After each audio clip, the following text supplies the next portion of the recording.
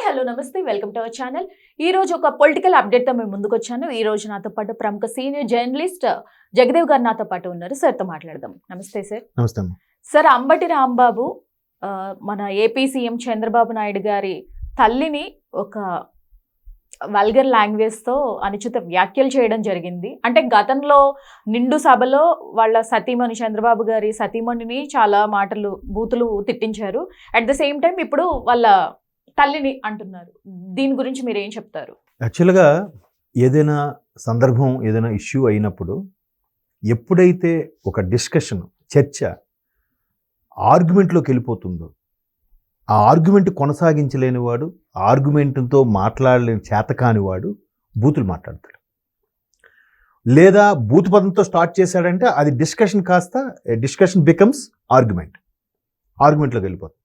So వీళ్ళకి మరి చదువుకున్నారా లేదంటే గత 5 ఏళ్ళు మంత్రిగా చేసేసారంటే ఏదో అదృష్టం కొద్ది అయిపోయారా, పోనీ కనీసం సంస్కారం ఉందా, ఒక విజ్ఞత ఉందా అని ఇన్ని ప్రశ్నలు వేసుకుంటే అన్నిటికీ నో నో నో అని టిక్ పెట్టచ్చేమో. అంటే దాన్ని ఏమంటారు, విజ్ఞత కోల్పోతున్నారు ఏమీ చేయలేనితనంలో. ఇప్పుడు ఇదే వైసీపీ 19 నుంచి 24 మధ్యలో ఉన్నప్పుడు లోకేష్ గారిని, చంద్రబాబు గారిని, పవన్ కళ్యాణ్ గారిని ఎక్కడికక్కడ హౌస్ అరెస్ట్లు అవన్నీ చేశారుగా. మరి వాళ్ళు ఏమైనా ఫైర్ అయిపోయారా, బర్స్ట్ అయిపోయారా, చేతకాక బూతులు తిట్టారా? అంటే మళ్ళీ అది కూడా ఏంటి, ఆ వాళ్ళని డైరెక్ట్గా అనలేక తల్లుల్ని మళ్ళీ ఇక్కడ కూడా ఆడవాళ్ళని అడ్డు పెట్టుకొని బతికేస్తున్నారు. ఆ లకారాలు వాడటము అనేది ఎంతవరకు కరెక్ట్? అటువంటి వాళ్ళని ఏం చేయాలి అసలు? మొన్న ఏదో పేరు నాని అంటున్నాడు ఆయన, 4 దబ్బలంతో గొచ్చాలని అన్నాడు చంద్రబాబు గారు. అసలు వీళ్ళు 4 ముందు ఏం చేయాలి? వాత పెట్టాలా, లేదంటే ఏకంగా 4 తీసేయాలా? అంటే ప్రజలందరూ ఓటింగ్ పెట్టాలేమో.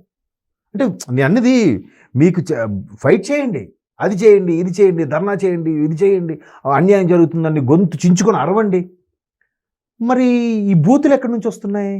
అంటే వారవలేనితనం, తట్టుకోలేనితనం. ఇదంతటికే కారణం ఏంటంటే రీసెంట్గా వాళ్ళే ఒక సర్వే చేయించారట కూటమి ప్రభుత్వం మీద ఎలా ఉందని. అందులో కూడా ఫేవర్గా వచ్చేసరికి ఆ కడుపు మంట తట్టుకోలేక ఇప్పుడు ఏం మాట్లాడాలి తెలియక, అదే వైసీపీలో కొనసాగలేక, ఆ నాయకుడికి చెప్పుకోలేక, ఇంకా ఉన్న కొద్దిమంది ఆప్షన్స్ లేవుక. ఇప్పుడు గత ప్రభుత్వంలో 151 మంది గెలుచుకుంటే 140 మంది ఎవరికైనా తెలుసా? తెలియదు. ఈ 10 మందే తెలుసు. ఆ 10 మందిలో ఈయన ఒకడు ఉన్నాడు కదా, అంబటి, పేర్ని, కొడాలి, రోజా గారు, అదెవరు గుడివాడ అమర్నాథ్ గారు, వీళ్ళందరూ. అంటే ఈ 10 మందే. ఈ 10 మంది నోటుకొచ్చినట్టు మాట్లాడేసి అనిల్ కుమార్ యాదవ్ ఇంకా అదే మంత్రి మేమే నెక్స్ట్ కింగ్లో అని ఫీల్ అయ్యారు. ఇప్పుడు ఏదైతే అనేసారో ఖచ్చితంగా దాని మూల్యం చెల్లించుకోవాల్సిన పరిస్థితి వస్తుంది. కాకపోతే మనం ఓపిక పట్టాలి, జాగ్రత్తగా. దయచేసి వాళ్ళు మాట్లాడని మనం మాట్లాడితే మనిషికి డాష్కి సంబంధం తేడా ఉంది కదమ్మా. సో సంయమనం పాటించాలని నేను అనుకుంటున్నాను. చూద్దాం మరి అది అలాంటి వాళ్ళు నోరు ముయించాలి. ఖచ్చితంగా మరి ఎవడూ మాట్లాడలేకుండా ఉండేలాగా చర్యలు తీసుకోవాలి. అప్పుడు కానీ సెటరేట్ అవ్వు. ఏది ఏమైనా రాజకీయ పరంగా ఎన్ని గొడవలు ఉన్నా ఆడవాళ్ళని మధ్యలో లాగడం అనేది చేతకాంత సంస్కారహీనులు చేసే సంస్కారహీనులు చేసే. Thank you sir.